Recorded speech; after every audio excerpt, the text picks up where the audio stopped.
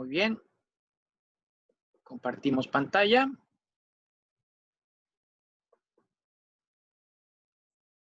Está un poco lento hoy.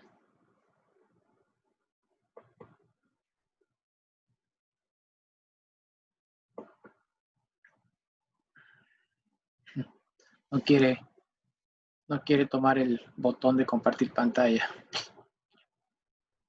Déjeme ver qué pasa. No, pues no. Ahí va. Está lento nada más. Está lento.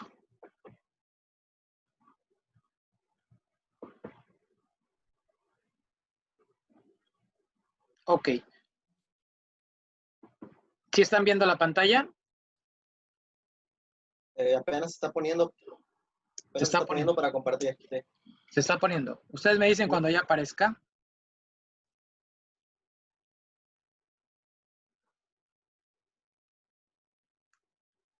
Ya, profe. Ok. Bueno. Entonces, les decía que hay muchos ejemplos de estos artículos. Hablábamos del famoso penacho de Moctezuma, ¿no? Por ahí fue una de las cosas que usamos como ejemplo. Yo no sé si ustedes hayan escuchado hablar de este penacho, pero pues es muy famoso porque pues se encuentra en un museo en Austria y que mucha gente dice, bueno, pues México lo ha reclamado y lo ha pedido. Se han utilizado los medios diplomáticos para que regresen el penacho, pero pues no se ha podido lograr. Y otra gente dice, no, mejor que se quede allá porque como es un penacho y está hecho, entre otras cosas, con plumas de aves, pues lo tienen súper conservado y bien resguardado y bien vigilado. Entonces, algunas personas dicen, pues es mejor que se quede allá. Digo, si se trata de conservar el patrimonio, pues de alguna forma, aunque está fuera del territorio nacional, pero pues está en un lugar donde está extremadamente cuidado, ¿no? Pero bueno, y así hay otros ejemplos de otros artículos que pueden ustedes leer o encontrar, ¿no? Estos famosos bienes arqueológicos, ¿no? No son, por disposición de ley, no son objetos de comercio, pero para efectos aduaneros son mercancías. Muy bien. También vamos a mencionar que en este ámbito tendríamos que incluir a la parte de dónde se llevan a cabo la internación o la extracción de las mercancías. De acuerdo con el artículo 10 de la ley aduanera, los lugares autorizados para que se lleven a cabo esta extracción o internación de las mercancías es en las aduanas. ¿En cuáles aduanas? En las 49 aduanas, ¿no? En día y en hora hábil. Son los lugares autorizados para que se lleven a cabo la introducción o la extracción de las mercancías, ¿no? Y que de alguna manera también la autoridad aduanera, en este caso a través del SAT, puede otorgar concesión a ciertos particulares para que presten los servicios de manejo, almacenaje, custodia de mercancías en inmuebles que estén dentro de los recintos fiscales. En este caso, se le denominarán recintos fiscalizados. Entonces, miren, aquí hay una pregunta de examen, ¿no? ¿Qué es un recinto fiscalizado y qué es un recinto fiscal? ¿Es lo mismo? No, no es lo mismo. Los recintos fiscalizados están al interior o colindantes con recintos fiscales. Por ejemplo, aquí en Veracruz, ustedes conocen la entrada al puerto, ahí cuando bajas por el puente, ¿no? Ahí está la entrada al puerto. Todo eso, digamos, toda esa zona que está totalmente bardeada y controlada, es el recinto fiscal. Al interior del recinto fiscal hay empresas, o sea, empresas que tienen la concesión de manejo, almacenaje, custodia de mercancías. Esas empresas son recintos fiscalizados. Las clásicas aquí en Veracruz, pues ICABE, CICE, ¿no? Que son las más grandes. Hay otras, por supuesto, Golmex y hay otras más pequeñas, pero al interior del recinto hay muchas empresas. Algunas son especializadas, por ejemplo, para cuestiones de granel o para líquidos, ¿no? Entonces, esas empresas que están dentro del recinto fiscal se llaman recintos fiscalizados y son concesiones que se obtienen por medio de trámites que se hacen ante la autoridad. Y a final de cuentas son negocios, ¿no? Negocios que van a cobrar una contraprestación, una cantidad por los servicios que estos presentan. Bien, entonces también debemos de considerar desde el ámbito de material del sistema aduanero mexicano, hay que considerar lo que se llaman los regímenes aduaneros. De esto también ya hemos platicado. Si se acuerdan, los regímenes aduaneros dijimos que son las modalidades bajo las cuales se pueden internar o extraer mercancías del país. Esto va a depender de la finalidad, ¿no? ¿Para qué las queremos importar o exportar? ¿Se acuerdan que podemos importar temporal o definitivo, en tránsito, en depósito, etcétera, ¿no? Ahora bien, dentro de este ámbito también material, tenemos que hablar de lo que es el despacho aduanero. Y el despacho aduanero básicamente es uno de los procesos más importantes, pues es precisamente aquel que regula esta entrada o salida de las mercancías a través de cumplir con ciertas formalidades que son establecidas por propiamente la autoridad a efecto de que se pueda llevar un control de lo que ingresa y de lo que sale, ¿no? Entonces, todo esto de alguna manera está dentro de lo que se conoce como el despacho aduanero y de alguna forma los documentos y la información que se presentan propiamente con una operación de comercio exterior. Entonces, hay que tomar en cuenta que el despacho aduanero es, fíjate bien, el conjunto de actos y formalidades que son relativos a la entrada de mercancías o a la salida de mercancías del territorio nacional, que de conformidad con los diferentes tráficos, ¿te acuerdas de los tráficos? Marítimo, terrestre, aéreo, etcétera. Y regímenes, ¿te acuerdas de los regímenes? Temporales, definitivos, tránsito, depósito fiscal, elaboración, transformación.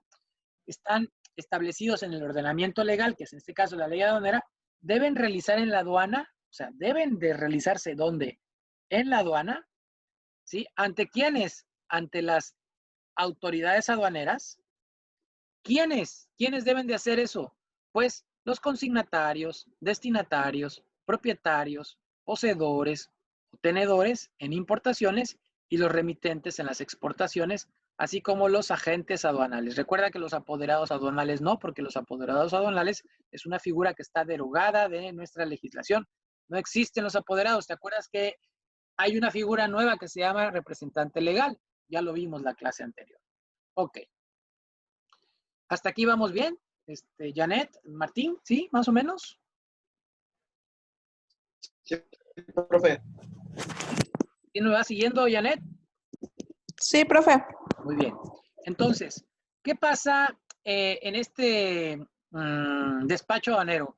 Si dice que las mercancías se presentan ante las autoridades, ¿cuál es el momento entonces en donde las autoridades intervienen para verificar, ¿sí?, lo que realmente está declarado como parte de la información que acompaña a las mercancías? Bueno, esto se da dentro de un concepto que se llama el reconocimiento aduanero.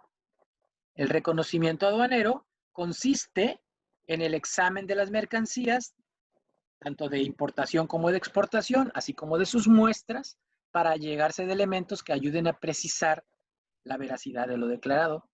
Es decir, el reconocimiento aduanero es como una especie de auditoría. Yo no sé si ustedes ya llevaron la materia de la maestra Marisa les da una clase de auditoría, no sé si se la da también a los de administración, pero bueno, en la auditoría hay una cosa que se conoce o que una actividad que se llama pruebas selectivas.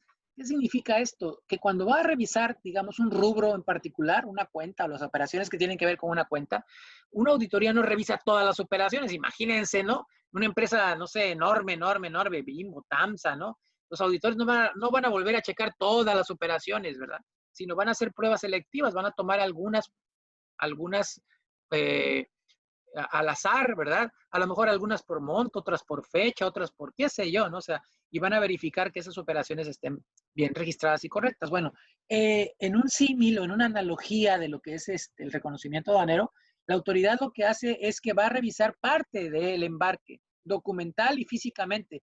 No lo podría revisar todo porque sería muy problemático, ¿no? Pero a menos que encontrara algo, una irregularidad grave, entonces sí, seguramente lo va a revisar todo, ¿no?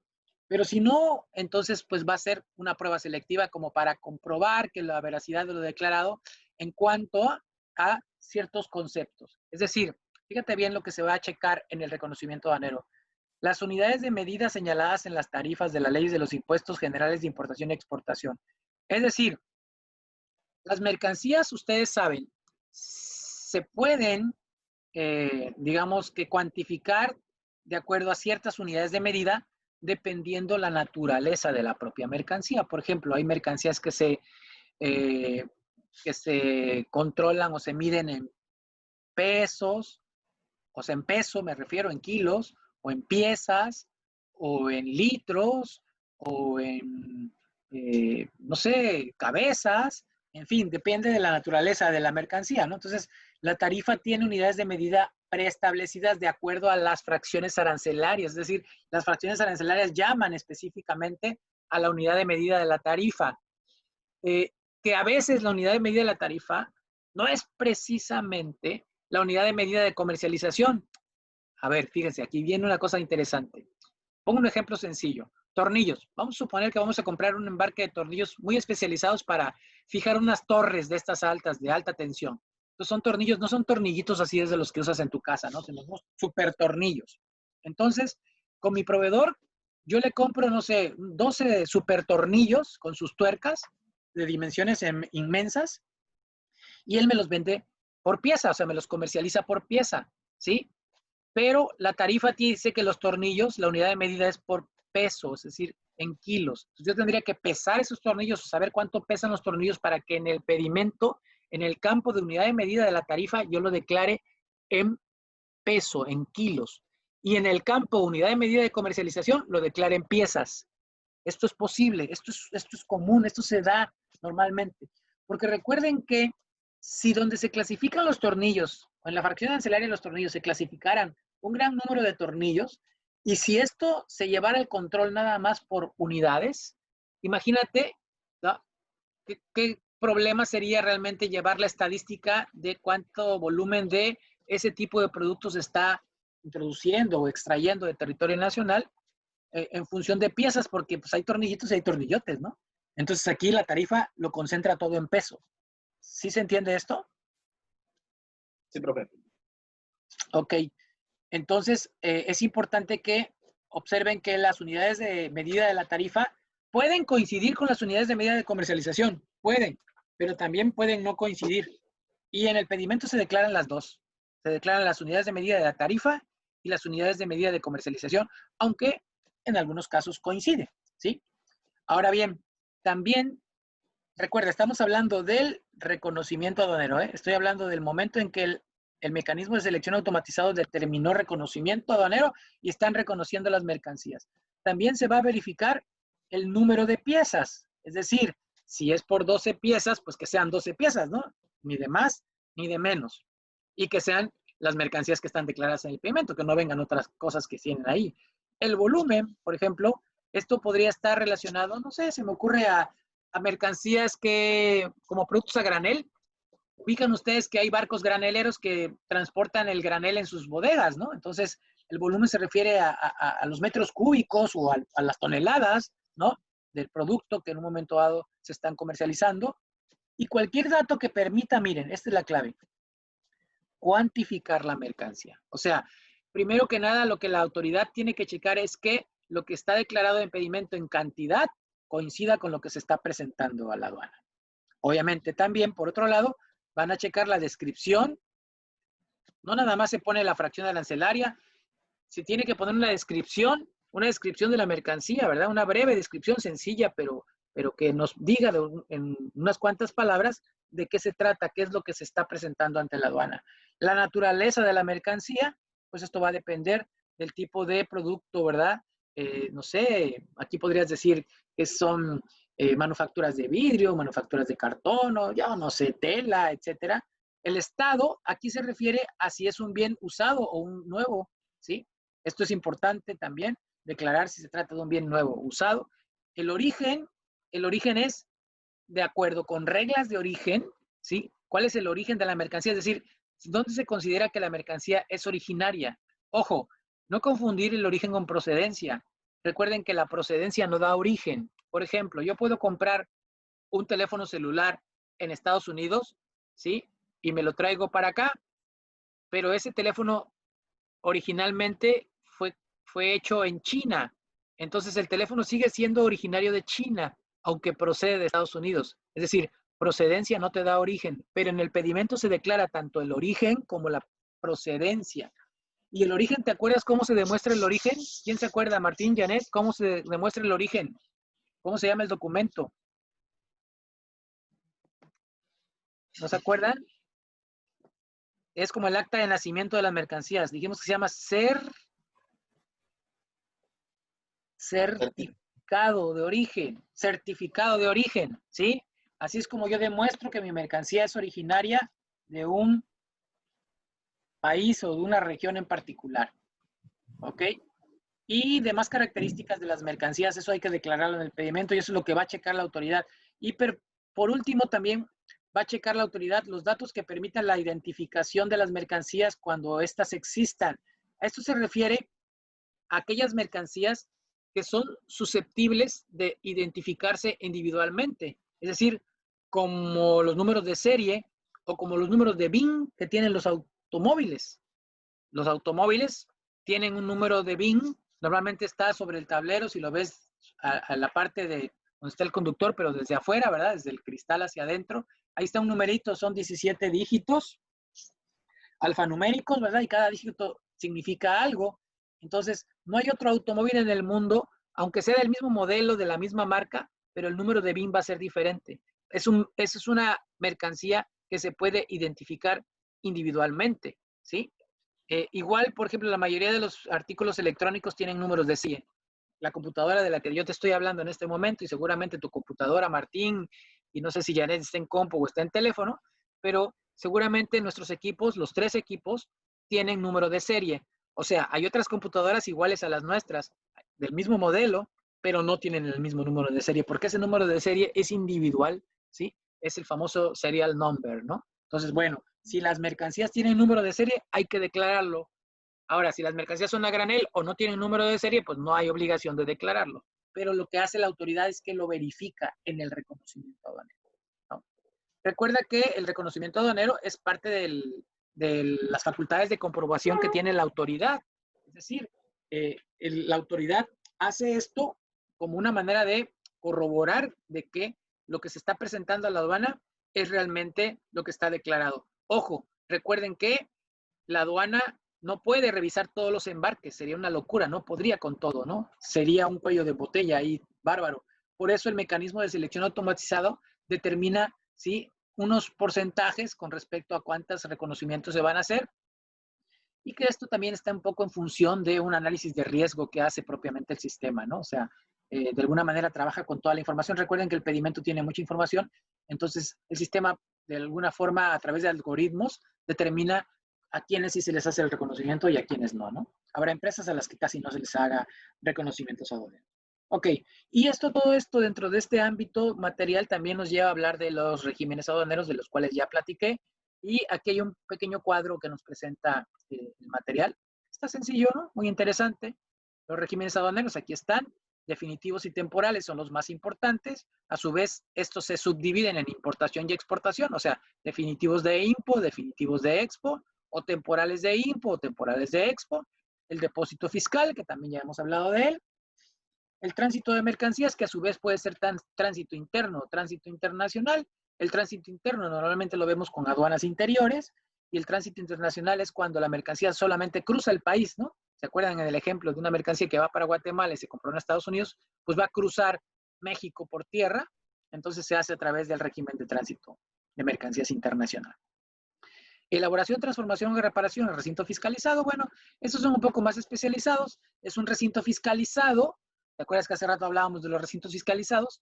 Que están dentro del recinto fiscal y ahí mismo se puede hacer reparaciones o se le puede dar mantenimiento o transformación a ciertas mercancías y después de ahí mismo volver a salir al extranjero sin que entren al país, ¿no? Es un como limbo aduanero, ¿no? Que te da muchos beneficios fiscales, por eso es que existe. Lo mismo que este recinto fiscalizado estratégico. Eso también, estos son parques industriales. De hecho, algunos de estos parques se encuentran en la zona centro de nuestro país. Son, haz de cuenta, parques industriales que están controlados por la autoridad. Adentro hay empresas y adentro se llevan a cabo estos procesos de transformación o reparación de mercancías o incluso exhibición de mercancías que en realidad no entran al país como tal, entran a este esquema de recinto fiscalizado, ahí se trabajan, ahí se elaboran, ahí se modifican, ahí se exhiben y después se pueden retornar al extranjero y no tienes que hacer los trámites como si fueras una importación definitiva, después una exportación, etcétera, ¿no? O sea, son de alguna manera cuestiones meramente especializadas, ¿no? Luego, en el ámbito espacial de validez, bueno, aquí básicamente estamos hablando del espacio, se refiere al espacio, al territorio, ¿sí? Y en el caso de el territorio aduanero, pues digamos, cada país o grupo de países tiene definido su territorio. Nosotros en México, pues solamente contenemos nuestro propio territorio, que es el territorio nacional, pero hay ejemplos como sería el caso de Europa, que ustedes saben que es una comunidad, la Unión Europea. Entonces, todo el territorio aduanero, pues son todos los países que pertenecen a esa unión, ¿no?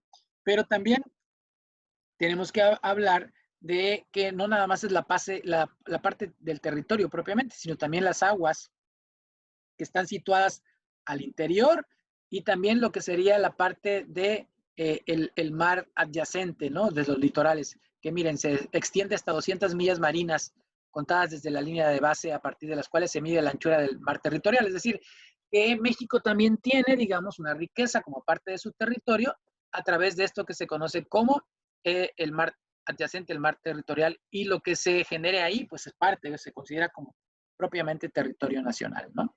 Muy bien. También, bueno, es importante, de ahí viene esto de la cuestión de el control de este tipo de lugares, y también, no sé si han escuchado ustedes, la importancia de las islas, ¿no? Por ejemplo, en el Pacífico hay una isla que son las Islas Revillagigedo, que están más allá de las Islas Marías, que antes era una prisión. Entonces, ¿por qué es importante que México reclame la propiedad de esas islas? Porque a partir de las islas, de ahí empezarían a correr las 200 millas náuticas hacia afuera. Entonces, vean cómo sí es importante este asunto de las islas, ¿no? Yo no sé si ustedes sepan, pero hace muchos años hubo un conflicto bélico entre la Argentina y Inglaterra por unas islas que están frente a Argentina, que se conocen para efectos de los argentinos como las Islas Malvinas y para efectos de los ingleses como las Islas Marshall.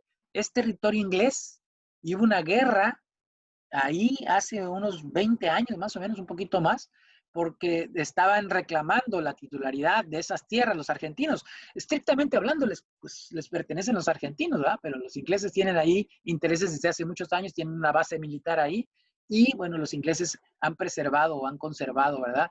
Digamos, la soberanía sobre esas tierras. De ahí la importancia del control también de las islas en este caso, ¿no? Ahora bien, bueno, aquí viene un poco de todo lo que esto significa, la cuestión de la soberanía, y aquí quiero resaltar dos conceptos importantes que son, ya casi para terminar, que son franja fronteriza y región fronteriza. Miren, esto es sencillo y es importante de conocer. Franja fronteriza, de acuerdo con el 136 de la ley aduanera, es el territorio que se está comprendido entre la línea divisoria internacional y 20 kilómetros hacia el interior del país. Es decir, la franja fronteriza es una línea, es una franja de 20 kilómetros que parte en la línea de división internacional hacia adentro del país, tanto en el norte como en el sur. Te voy a enseñar el mapa para que lo veas. Es esta línea, digamos, que estás viendo aquí, naranja. Esa es la franja fronteriza, 20 kilómetros. Mira cómo va exactamente toda la línea fronteriza, ¿sí? Pero ojo, esta también es franja fronteriza, mira, nada más que esto es en el sur. Aquí estaríamos hablando de los límites con Guatemala, y todo esto es con Guatemala, y aquí estaríamos hablando de los límites con Belice. Ahora, esa es la franja fronteriza. Obviamente que hay ciertas facilidades que se les otorgan a los residentes de estas zonas, porque por la colindancia con los otros países, recuerden que son, digamos, diferentes economías. Acá, pues no es tan drástico, pero aquí, pues imagínense ustedes, ¿no? Nuestro vecino, que es una de las economías más importantes del mundo. Yo no sé si ustedes sepan, pero antes, por ejemplo, había una tasa de IVA especial para la franja fronteriza, que era inferior al IVA que pagábamos todos en el resto del territorio nacional. Esto cambió hace unos años apenas. Yo cuando vivía aquí, yo todavía tenía, digamos, que yo pagaba un IVA menor al IVA que se paga aquí. Ahorita esto ya cambió, ya el IVA ya está homologado en todo el territorio nacional. Pero observen, hay otro concepto que se llama región fronteriza. Y la región fronteriza es esta definición que está aquí, no la voy a leer, pero básicamente son zonas del país que se consideran también y que tienen ciertas, digamos, facilidades con respecto a algunos beneficios, sobre todo fiscales, que se otorgan a los residentes de la región fronteriza. El ejemplo clásico de esto de franja y región fronteriza es los autos fronterizos. Seguramente, a lo mejor más le suene a Martín. Si tú eres residente fronterizo, puedes tener un auto fronterizo. Un auto fronterizo es un auto que se importa, pero a permanecer nada más ahí en la franja región fronteriza, ¿no? Y estos municipios pueden hacerlo y de alguna manera, pues son autos bastante accesibles. Yo cuando vivía allá, yo tuve un auto de esas características porque yo era un habitante de la región fronteriza, tenía el derecho, ¿va? Pero miren, la región fronteriza aquí, vean que es todo el estado de Baja California y el estado de Baja California Sur. Pero miren, esta región parcial de Sonora, toda esta región parcial se considera también como región fronteriza. Observa que esto no está en la franja fronteriza, sin embargo, tiene los beneficios, ¿no? De franja fronteriza. Este municipio de acá, mira, también en particular, tiene el beneficio de ser región fronteriza. Lo mismo que aquí en Chiapas, y aquí esto es en parte de Chiapas, estos municipios se consideran también región fronteriza. Y todo el estado de Quintana Roo, se considera como una región fronteriza. Y finalmente, bueno, tendríamos que rematar esta clase ya para finalizar con los recintos fiscales y fiscalizados, de los cuales ya mencioné, ¿verdad? Voy a entrarle primero con los recintos fiscales. ¿Te acuerdas que dije que son estos lugares donde las autoridades aduaneras realizan las funciones de manejo, almacenaje, custodia, carga y descarga de las mercancías de comercio exterior, fiscalización, así como el despacho aduanero de las mismas, de acuerdo con el artículo 14 de la ley aduanera? Aquí en Veracruz el recinto fiscal es el que está ahí bajando el puente, ¿verdad? Ahí entras y ahí está entrada al puerto, ¿no? Ese es todo el recinto fiscal, ¿sí? Los recintos fiscalizados están dentro del recinto fiscal, son aquellas bodegas que se encuentran dentro o colindantes con recintos fiscales y están concesionados o autorizados a particulares para que presten los servicios de almacenaje, manejo y custodia. Observa que los recintos fiscalizados solamente prestan servicios de almacenaje, manejo y custodia. Los recintos fiscales, que son, digamos, donde la autoridad actúa, ahí lo que se hace es manejo, almacenaje, custodia, carga y descarga de mercancías y, mira, fiscalización, ¿no? El despacho aduanero. ¿Por qué? Porque aquí es donde interviene propiamente la autoridad. ¿Ok? Muy bien. Hasta aquí le voy a dejar de compartir. Y bueno, ¿algún comentario? ¿Quiere alguien hacer algún comentario de esto que acabamos de platicar? ¿Queda más o menos claro cuál es el ámbito personal? Las personas, ¿verdad? ¿Cuál es el ámbito material? Pues las mercancías, ¿no? ¿Cuál es el ámbito espacial? Pues los lugares donde se llevan a cabo los procesos, ¿no? De comercio exterior. Fíjense cómo ya, de alguna manera, fuimos armando más o menos el rompecabezas de todo esto, ¿no? Por lo tanto, pues no sé, ¿alguien tiene algún comentario, alguna duda, pregunta? No, profe, yo, la verdad, sí no es un tema, es algo muy sintetizable que puedes llegar a que pues sí se entiende, ¿no? No habría problema. Tampoco es algo que, pues a lo mejor vaya a decirle, pues ya me lo sé de modo experto, pero pues es algo que sí ya estamos teniendo la noción, ¿no? De las cosas que Es correcto. De eso se trata, ¿no? De eso se trata. Por eso, muchas cosas incluso ya las hemos comentado en otros momentos, entonces estamos nada más así como que redondeando, ¿no? Bueno, entonces les recuerdo, Janet, ¿algún comentario, Janet? Bueno, ok. ¿Está todo bien, profe? Bien. Ok, entonces, bueno, voy a dejarle aquí de tener mi grabación.